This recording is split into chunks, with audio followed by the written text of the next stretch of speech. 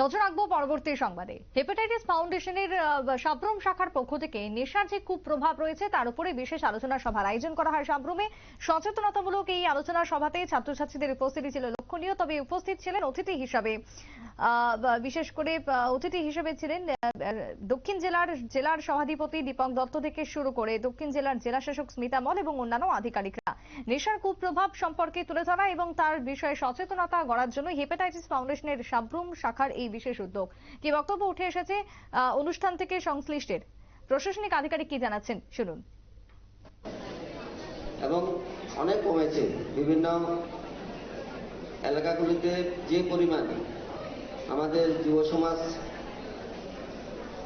নেশার দিকে ধাবিত হয়েছিল, এই 2-3 বছরের মধ্যে আমাদের যারা প্রশাসনের দায়িত্ব রয়েছেন তারা বিভিন্নভাবে এটাকে অনেক নিচের দিকে নামিয়ে এনেছেন। তারা এখনো কিছু কিছু রয়ে গেছে। তা আমাদের টার্গেট থাকবে এটাকে সম্পূর্ণরূপে। আপনারা শুনলেন বক্তব্য। আজকের এই বিশেষ অনুষ্ঠানে সহযোগিতার হাত বাড়িয়ে দেয় মহকুমা প্রশাসন এবং মহকুমা স্বাস্থ্য দপ্তর। সকলের উপস্থিতিতেই আজকের এই প্রোগ্রামকে কেন্দ্র করেছিল ব্যাপক সাড়া। ছোট্ট বিরতির পর ফিরছি, সঙ্গে থাকুন।